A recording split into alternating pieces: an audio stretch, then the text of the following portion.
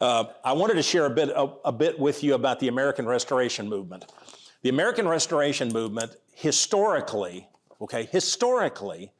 is the parent movement of what is now the Churches of Christ, the Independent Christian Church, and the Disciples of Christ, okay, historically, all right? The American Restoration Movement began, well, there's somewhere in the late 1700s, there was a move in the United States by some individuals to return us to the ancient order of things. And since that time, and unity and unity and restoration were the goals of the movement. And sadly, in the restoration movement effort, guys like Alexander Campbell and Barton W. Stone, I hope that you know about these guys, but if you don't, you heard them now. They were kind of the godfathers of this movement, along with Alexander's father, Thomas Campbell, began this notion of we need to bring all the believers of all the different denominations together under one head, Jesus, that we can have just unity. Sadly, that has been frustrated. And in fact, a movement dedicated to unity has become now one of the most fractured movements because we can't decide. I'm simplifying this so you understand it, because we've tried unity, but we can't decide what's essential and what's not. And so most of the time, everything's essential, and that means you split over everything. And that's been kind of the history of Churches of Christ in the last 100 years. But the American Restoration Movement goes back into the 1800s, okay? Goes back into the 1800s, well before the Civil War. Well before the Civil War. And I wanted to share a bit of history with you about Alexander Campbell and about some other guys who had some involvement with Israel and had some thoughts about Israel. Even, this is not a new discussion, as we already figured out. The issue of Palestine and Israel is not a new discussion. This has been going on for centuries now, and even within our own historical and theological movement, the American Restoration Movement. One of the earliest controversies in the fledgling fellowship of believers that called themselves Christians and Disciples, Campbell's and Stone's group. Campbell's group called themselves Disciples, and Stone's group called themselves Christians. Campbell opposed the idea of cooperation between churches in parachurch organizations until the idea of the American Christian Missionary Society came up, where churches could cooperate in a way, not that churches themselves that they would actually support an organization to send missionaries all over the world, okay? And do you know, when the American Christian Missionary Society was picking out places to send missionaries, do you know the first place they decided to send a missionary? Israel. Israel.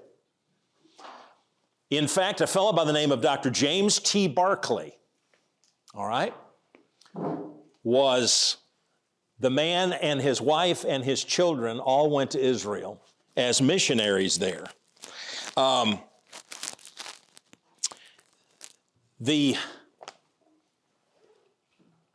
James T. Barclay was a physician.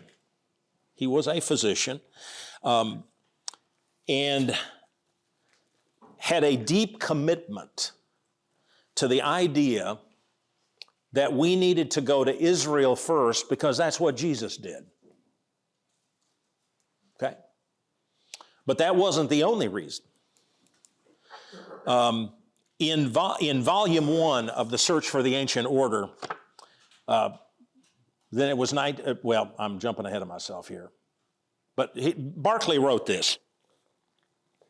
He was sent to Jerusalem in 1850. That's 11 years before the Civil War began. He stayed for over 3 years. It took him several months to arrive. He didn't arrive until 1851. He had to take a boat, okay, and several boats actually. But in volume 1 of The Search for the Ancient Order, Dr. Earl West wrote this about Barclay's decision to go to Jerusalem. His decision to go to Jerusalem as a missionary came about in an interesting manner. One evening, he returned from taking care of a patient. He was sitting on the front lawn of his Scottsville, Virginia home. His daughter was sitting on a lawn stool by his side with her head on his knee. Mrs. Barclay was reading from the 11th chapter of Romans. Sound familiar? 11th chapter of Romans? Okay, we looked and kind of woodshedded that out. The two boys were some distance away putting up a beehive. Barclay himself sat in a reflective mood as he listened to the scripture reading, and the boys soon came to him, and then Barclay spoke thoughtfully to his family, quote, "Our constant prayer is for the fulfillment of the promises contained in those chapters." I've been reflecting on the question whether we can pray with confidence for anything for which we are not willing to lend our aid for the accomplishment of. We have all been praying for the conversion of the Jews, yet no one has stepped forward to engage in the work. If the end is to be gained, someone must commence the undertaking. I love the way the 19th century folks express themselves. Shall I, if I obtain the cheerful cooperation of my family? Well, they consented to go, and his first year in the city resulted in 12 baptisms. That's 12 baptisms the whole year, okay? His reports that he sent home showed that the general conditions of the so-called, he called them the so-called Christian section of the city, were so deplorable that not one Mohammedan had been converted to Christianity, but many Christians had been converted to Mohammedanism. Let that one sink in. Okay, 1851, he said they weren't converting Christians, but Christians were converting to Islam. In 3 years, he baptized 22 people and was opposed on every hand by the Jews who were already there, by the Christian denominations, the Orthodoxes and the Catholics and other Christian groups that were there. He was opposed at every hand by the Christian groups, the Jewish groups, and then he had illness with his own family. He stated that he felt more welcomed by Muslims than by Jews. Okay. And eventually, financial support for his efforts dried up. 4 years later, in 1858, Barclay was sent back. He reopened the Jerusalem mission, and when he returned, he learned that all of his converts to Christianity, except for 2, had abandoned the faith. In 1859, there was a malaria outbreak in Jerusalem. So he left Jerusalem and moved to Jaffa. And when the Civil War broke out in 1861, the money dried up again and he had to come back home. Okay, lack of funds, lack of progress. In 1860, Barclay established what's called the Abrahamic League for the Restoration of Israel, but the organization didn't go anywhere. The American Christian Missionary Society opened up other missions other than Jerusalem, but the Jerusalem effort was considered a spectacular failure considering how much money was spent. However, evangelistically speaking, it was a failure. However, Dr. Barclay ministered to over 2,000 malaria patients. And while some say, while he was sent to do evangelism, it seems to me that God had other plans for him, was to minister and to help people who were in dire need. And malaria was a huge problem just before the years of the Civil War. So I think that God was in that, of course, providentially. Any questions about this guy that I can answer? I think this guy is really, he's one of these guys that we hear about the Campbells and Stone, but we never hear about J.T. Barclay. But he gave up his practice in the States so that he could do this. I talked about that.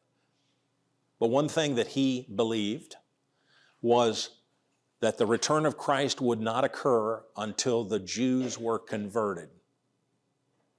Now you remember in Romans chapter 11, where it says that the whole of Israel will come in at the end, okay? It says the whole of Israel. And there's many interpretations. Does that mean that the Jewish nation as a group is going to come in mass? It certainly reads that way if you read Romans 11 carefully, 10 and 11 carefully. There are some, and I might be among them, I don't know, I'm not sure myself, but it may be that it just has to be with that Christians are coming in and they're actually the new Judaism, okay? That Christians are considered new Jews. I don't think I agree with that rendering of it, but that is the view of a great many people. So anyway. J.W. McGarvey in 1864 went to Jerusalem. J.W. McGarvey wrote the Fourfold Gospel, which is one of our leading and considered to be really still one of the best old commentaries of the four Gospels that there is. Many of us got that book. We were required to read it in New Testament survey class, was the four Gospels by J.W. McGarvey. Well, there's J.W. McGarvey. He went to the synagogue in Louisville, Kentucky. He visited there after he had come back from Jerusalem. And he visited a synagogue service in Louisville, and he confessed his deep interest in Judaism. And he wrote this. He said, "I never realized how completely Israel was bereft when stripped of her temple, her altar, her priesthood, and victims. All that is left of her ancient heritage is the synagogue, where the reading of the law, but mocks their inability to observe its requirements." I think somebody made a comment about that. Mike, it might have been you, that the reading of the law in a synagogue is evidence that the Jews are definitely a people that are not blessed presently because they don't have the temple. They can't obey the law. They read the law, but they can't obey it because they don't have a temple. Will the veil ever be taken away? Will the captive daughter of Zion ever return to her native honor? And then in 1903, J.W. McGarvey wrote that the repatriation of converted Jews to their homeland, this is 1903, among our people, that's 121 years ago, he said would figure into the end of the age, and that the Zionist, this is crucial, the Zionist political movement, not Protestant Christian activity, would likely be God's instrument for bringing about the end of the age. So there's this sense that if we can get the Jews to obey Christ and believe in Christ, that the end of time will come, that Jesus will return. And so J.T. Barclay, J.W., all the J's, J.W., all the initials, J.W. McGarvey and J.T. Barclay believed that if they could go and convert Jews, that would mean that the end of time, the coming of the Lord is at hand, okay? That notion still exists today, as we've talked about. That is not something that has been recent. It's deep within the spiritual DNA, the theological DNA of a great many people who believe in Christ, okay? You may not believe that, but it's there. And you wonder, why do so many believers, not necessarily of our particular tribe, but why so many believers think that we ought to support Israel no matter what? Well, it's because it's way deep in our history that if we can just persuade the Jews to obey Christ, then the second coming will happen. Okay? Yeah. Sure. There's still a lot of people, though, that want to live saying that you should obey the whole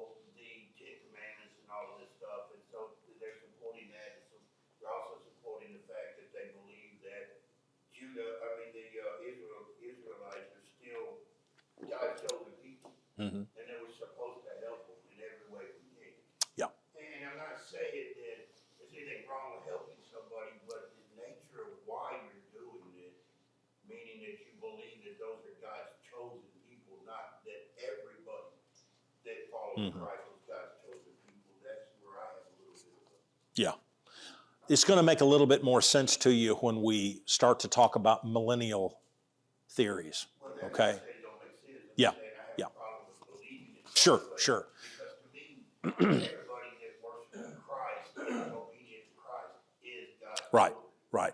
What I'm trying to explain is why, because most of us, I don't want to speak for everybody, okay? I'm not speaking for everybody, but I'm just going to say that most of us, and I was raised in the Restoration Movement in Churches of Christ, we didn't talk about this much. This is not part of our, it wasn't on the plate, wasn't on the spiritual platter every Sunday in classes or in sermons. We didn't talk about the chosenness of Israel other than what it used to be. We didn't talk about it today. And we encounter this view that we need to support Israel today because they're still the chosen ones, that is foreign to a great many of us. Okay?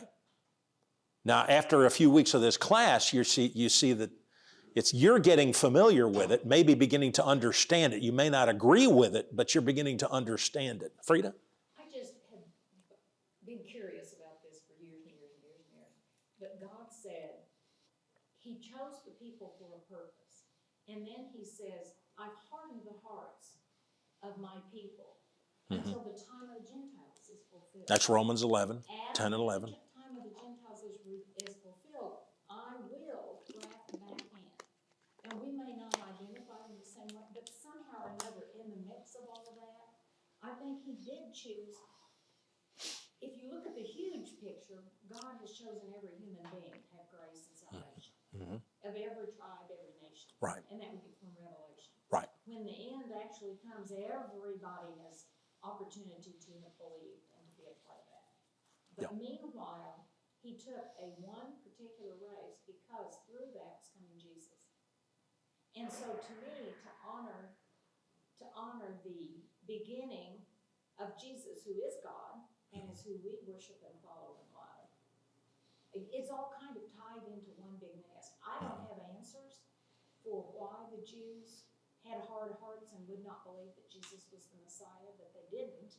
And God said, I participated in that because He was wanting to bring salvation to everybody else. Does that make sense? Well, that's what Romans 11 ostensibly teaches. Okay. So from that, I have always learned that no matter where I'm studying in the Bible, I will read it, I will focus in, I will pay attention to it, and I back off and look at the entire picture. Because Scripture gives us, from the inception of the concept of humanity to the resurrection and settlement of the whole issue with new heavens and a new earth, same God, Right. same people. What you're asking us to do is kind of zoom out and see the bigger picture. And for that reason, I guess, I would be in the group that says, don't disrespect the people that God used to bring Jesus. I think Paul was saying that So too. that's kind of what I thought Paul I think Paul was saying that too in 9, 10, and 11 of Romans. Yeah, yeah. So one quick comment on the previous slide, I Yeah. saw a nugget in that regardless of his motivation, it was interesting, he made a comment that can be expounded even further into today. McGarvey? He says basically that converted Jews were the best instruments to convert Jews. Yes. Which I think is brilliant because Yeah. who better than a person who's experienced that have an opportunity to understand how and what it means. Certainly. And we today need to consider that who best for prison ministries and those that have experience in prisons. Yes. Those individuals who had sinful activities Yes. that they've overcome. And I think that that's something we miss. I know it's under his motivations there, but his method has value. Yes. Yeah. You can't fault that methodology. That's, yeah, absolutely. Converted Jews would be the ones to go and teach Jews who don't believe. Yes, yes. Alexander Campbell, who's considered the father of the American Restoration Movement, was his first, well, it wasn't his first, sorry. His first publication that he edited and wrote for was Christian Baptist. He was a Baptist at the time. But he was coming out of the Baptists because he was very upset with the denominational hierarchy. Some of what Campbell wrote 180, 200 years ago, because it was in the teens of the 1800s. That's very early on. He writes stuff that's really applicable today to any notion of superstructure of religion. You know, when you've got a denominational hierarchy, he mocked it relentlessly in the Christian Baptist. But his second ever publication was called The Millennial Harbinger. And he got it because he believed very strongly in the millennium, the literal millennium, or at least some type of millennium. Campbell was a post-millennialist, and I'm gonna talk about this just because you must interface with the notion of a millennium to understand why some people support Israel so strongly. Okay, you have to believe. There's so much here. He believed that a mass conversion of Jews to Christ could be anticipated. He was expecting it. Barton W. Stone, same thing. J.T. Barclay, same thing. All these guys. They believed that before the Lord could come a second time, that there was going to be a mass conversion of Jews in Israel to Christ. He was a post-millennialist, okay? His millennium was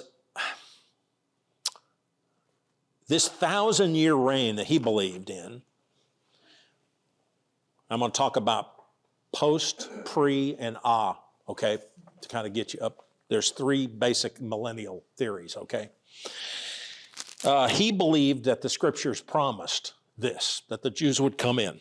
He defined the millennium as a political and religious order of society that would accomplish the ultimate improvement of humans in the world.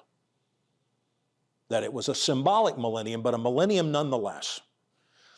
A golden age of Christianity, if you will. That before the Lord would come, there would be a golden age of Christianity. That righteousness would eventually, just like a snowball, would begin to take over the world and the way we think. And that there would be a lengthening of life. That there would be peace on the earth. That this would be part of this millennium before the Lord comes. Post-millennium means after the 1,000 years, Christ would come. Okay, that's what post-millennial means. There's 1,000 years and then Christ will come, all right? He is included in this age of peace that the Jews would be converted, the fullness of the Gentiles would come in, and this wouldn't be a new age, but the completion of the Christian age that we're experiencing now. He believed the millennium would bring about the unity of all believers in Christ. There was a great deal of optimism in Campbell's, and post-millennialism is optimistic. It is, we're in the midst of something that's happening in the world. Now, these days, in 2024, you can see why post-millennialism hasn't caught on. Is this a golden age of Christianity? It's hard for us in the United States to believe that, okay? With the oppression and the persecution and the rising tide of unbelief, of generalized unbelief among us, okay? Back in the early 1800s, there was some optimism. Before the Civil War, not after, but before the Civil War, there was a great deal of optimism. Life was improving. Things were getting better. There was more peace. America was spreading its borders, going west. Okay, so there was this sense of we're getting ready for a golden age. And Campbell bought into this and taught this. That's why I called it the Millennial Harbinger. And that unity of all believers was part of this. And that what needed to happen, we need to send some missionary. Part of this, one small piece of the jigsaw was we need to send a missionary to Jerusalem so that we can start to convert Jews, so that we can bring about the second coming, so that the Lord can go ahead and have his second coming. Now, here are the three different things, and we're not going to get through all of this today, but please stop me if you need, if you want a little bit of guidance on this, and I'll try to slow down, okay? But it's premillennialism. That means that the Lord's coming will be before the 1,000-year reign, okay? And we're going to look at Revelation 20 briefly, okay? That talks about the 1,000-year reign. Postmillennialism means he comes after a 1,000-year reign, and amillennialism means there ain't no 1,000-year reign. Not a literal one, okay? All right? Here's chapter 20 of Revelation. And I saw an angel coming down out of heaven, having the key to the abyss and holding in his hand a great chain. This is Revelation 20. He seized the dragon, that ancient serpent who is the devil, or Satan, and bound him for 1,000 years. He threw him into the abyss and locked and sealed it over him to keep him from deceiving the nations anymore until the time of the nations had come. And it says, after that he must be set free for a short time. Revelation chapter 20, verses 1 through 3. Okay? This happens right before the final judgment. In the storyline of Revelation, it's near the end of the book. Chapters 21 and 22 in Revelation are all about the new heavens and new earth. 2 whole chapters that basically talk about this new existence that we will have with resurrection bodies, okay? Chapter 20 of Revelation speaks of a time when God now intervenes. He grabs Satan and puts him in prison, okay? Puts him in the abyss, holds him there in chains until this 1,000 years is over. And so that's the millennium that is being referred to, okay? Everybody tracking me here? I want to be sure you're tracking me. This is where this whole idea of a millennial reign comes from. And is the millennial kingdom, is it literal or is it symbolic? That is the operative question. And I want to look at each one of these theories, okay? Now, in this first theory, the postmillennialism, which is the Campbell and Stone view, all right, which honestly is not, it doesn't have much traction today. Among scholars, it's not held to be valid. But anyway, I'll tell you what it is.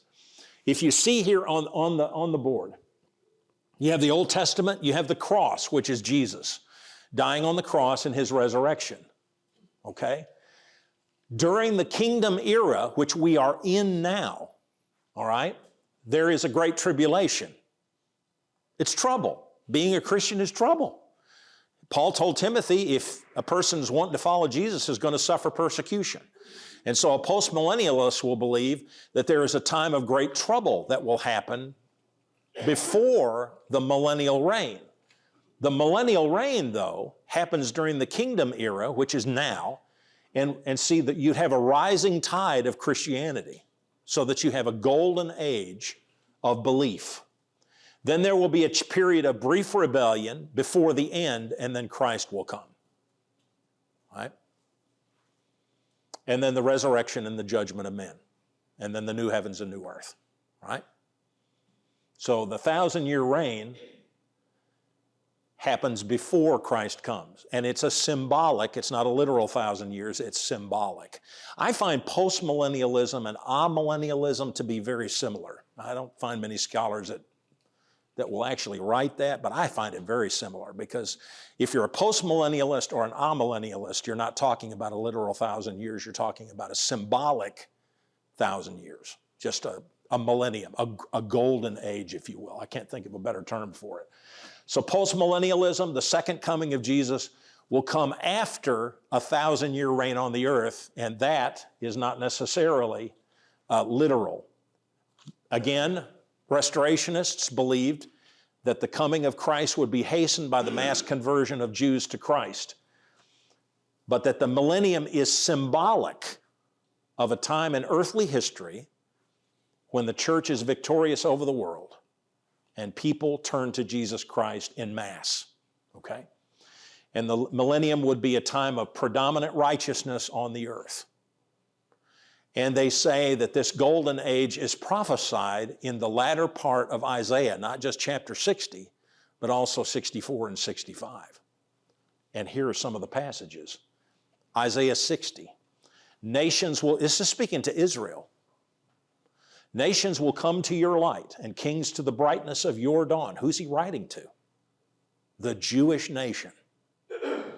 Lift up your eyes and look about you. All assemble and come to you. Your sons come from afar, and your daughters are carried on the hip. Can you understand why some Jews believe that 1948, the establishment of Israel, is a fulfillment of this prophecy? Sure sounds like it, doesn't it? I'm not saying I agree with it, but can you understand why they would think that? Look at chapter 61. Speaking of the Jews and the Jewish nation again. You will feed on the wealth of nations, and in their riches you will boast. Instead of your shame, you will receive a double portion. Now remember, Isaiah is writing this at a time of Babylonian exile. They're away from their homeland. Here's Isaiah writing about stuff they can't even dream about. He said, you're going to receive, instead of disgrace, you will rejoice in your inheritance. And so you will inherit double portion in your land, and everlasting joy will be yours.